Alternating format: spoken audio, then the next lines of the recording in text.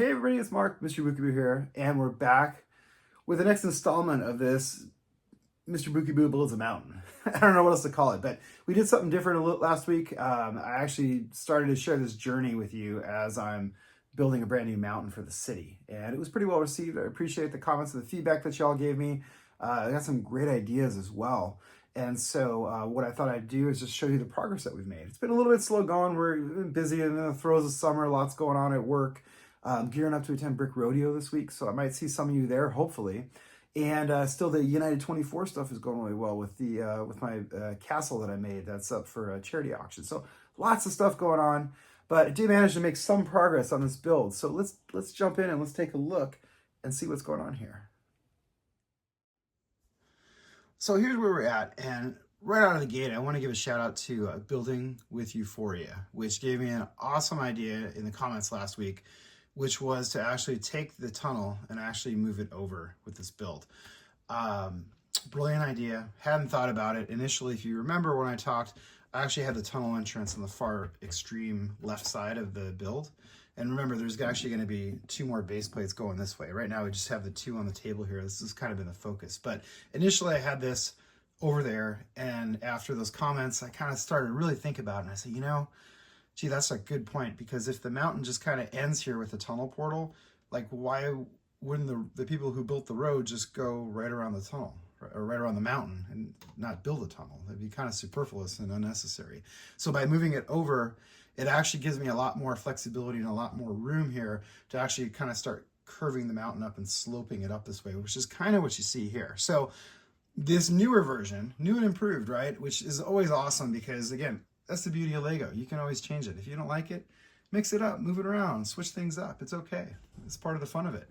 So what you have here, this is the new and improved version. So we have mountain, tunnel, and then we're going to have the 2 more plates, which I haven't even started on yet, which is going to be retaining wall, and then mountain. Or maybe, actually, as I'm thinking about it right now, I may do on the opposite side. I may make it sloped as well and make this more of a standalone kind of design. I don't know. I don't know how that'll work though in the city, because ultimately this is going to be one of at least 2 modular mountains, possibly 3. So maybe, I don't know. We'll have to think about that one. Let me know in the comments what you think. Should I do a standalone mountain? Because again, this is also going to be going to exhibitions and shows. Or should I make one side flat and this could be like the end? I'm picturing this as kind of the end of the mountain in this in the backdrop of the city. Or I don't know, maybe I should do something else. But we're going to show you the details here. So as we kind of get the angle, you can see this first plate. So again, these are 32 by 32 base plates. They're up on this built-up mills. And I guess actually there is actually another name for this. One of you, I forgot who it was, I'm sorry, told me there's actually a name for this design with the built-up kind of mills plate. It's already a standard. Of course it's a standard, right? Why wouldn't it be? But you can see how I've kind of built up the plate to give me just a little bit more height right out of the gate. And then also you can see here, and actually let's back up just a little bit so you can kind of get a better view of this. So what you could actually see how the mountain is starting to take shape. So basically, these are my beloved burps. I like to use these. You guys know I love to use these. They're fantastic because they're fairly inexpensive, and it is an excellent way to get some height quickly with Lego without breaking the bank buying tons of brick, right? So you use these burps, and you can already see I'm already up, you know, I'm like 12 studs up right here, right out of the gate. Super easy to work with, super easy to use. These are actually the corner burps right here. Gives you a little bit of varied texture. This is a little bit more of a more rocky, whereas this is kind of, you know, more of a smooth face to the mountainside.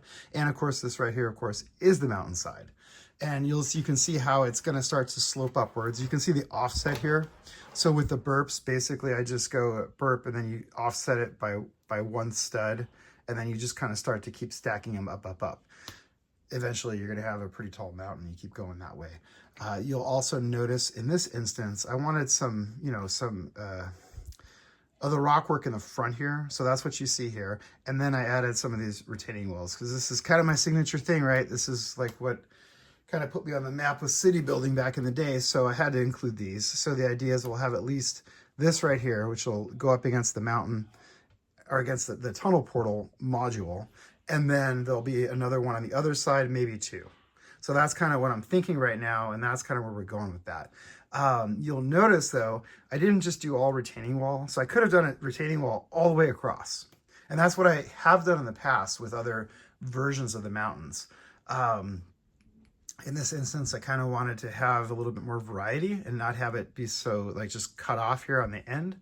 So that's why I went with this corner burps instead, and just more mountainy texture in this area versus just straight across with the retaining walls. So by adding this smaller retaining wall, you'll also notice I didn't do the retaining wall all the way up against the tunnel portal on this side. We actually put this other rock wall in between.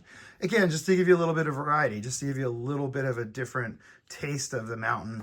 So it's just not this ugly light bluish gray wall of doom that's just towering over you and you can't really see much else in it. I think it works. And then of course the plants and this little bit of splash of color works as well. I do want to add some different color rock in here, maybe some dark tan, maybe some light bluish gray, maybe a mix of those. Just again, to give you a little bit of color differentiation, just to make it just not this plain dark bluish gray blob, which you can get easily into when you're mountain building. As far as actually texturing these burps, you can see again, so this is an untextured burp right here. Actually, all of these are pretty much untextured at this point.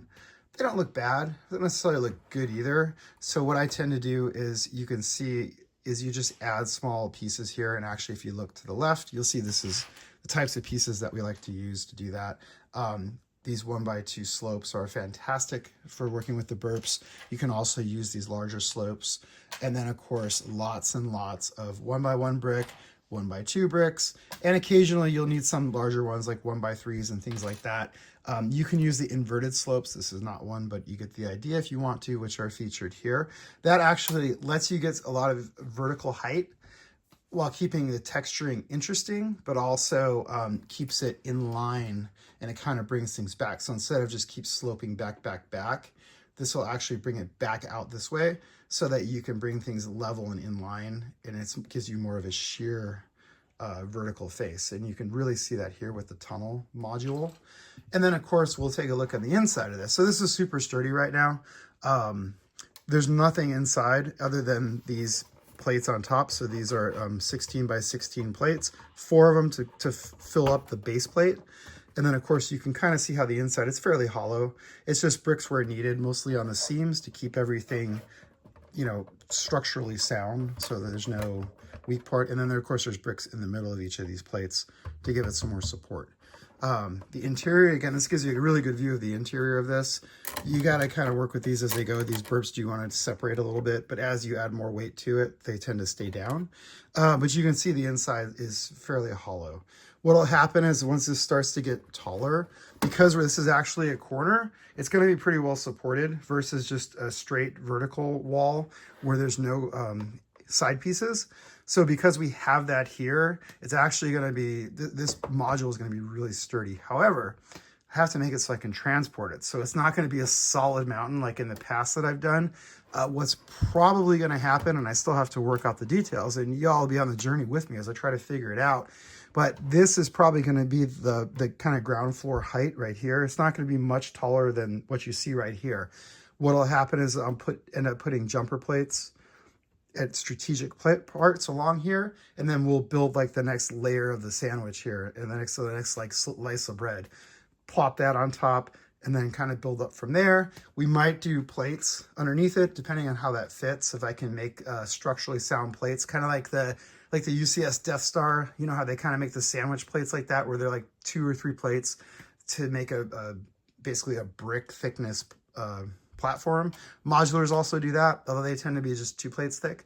I might do something like that to just give it a lot of strength for each layer.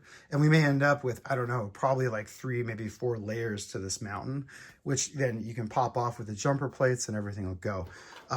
Real quick, you'll also notice this mountain, or not the mountain, the retaining wall. I'm actually starting to do more with texturing and stuff, just to give it a little more variety. You can see over here, if you look at this retaining wall, this is a more traditional one that I build. It kind of gets, you know, you break it up with like the masonry bricks. You can see I have some of those round studs inside the little cutouts, but the brick itself on the outside is pretty much just solid brick. So this is my attempt to kind of, make this wall a little weathered, make it a little bit older. I don't know. What do you think? You like that technique? Let me know. And then, of course, last but not least, we'll actually look at the tunnel portal itself. So this has actually been kind of fun to work on. You can see, again, I'm trying to do some of the design cues. So we have, these little studs in here just to give it like broken wall concrete look. We carried over the cutout portals from the retaining wall, so you have the continuity there. And then, of course, just this portal itself. This is a traditional design. I've used this before. This is actually the new road plates, though, so it is actually narrower. And then, of course, I'm even trying to put in, some drainage, some cracked concrete, just different, techniques just to try to mix it up a little bit and make it a little bit different. You'll notice on the top here real quick, there's cutouts, excuse me, where this is going to be lighting for the tunnel. So we're going to have some of that in there. And then, of course, this will be plated over on top ultimately as well. And again, it's pretty sturdy. Again, this is probably going to be the height of this module so that it can transport it. You can fit it in a suitcase fairly easily. Any taller, you're going to have some issues trying to get it in your luggage. So that's where we're at. Actually made quite a bit of progress, more than I was expecting. Excuse me, but pretty happy with how it's shaping up. Slow but sure, right? Hopefully I'll get to work on this a little bit more, and hopefully you'll get to see more next week. Like I say, I'm going to be at Brick Rodeo starting later this week. So probably not going to be doing a lot of building this weekend, but hopefully we'll get back to it when I get back from there. And I'll let you know how Brick Rodeo was as well. So thanks for watching. Thanks for subscribing. Appreciate all the comments, feedback, all that awesome community is what it's all about, right? And I appreciate each and every one of you. So take care. Have a good day. Bye.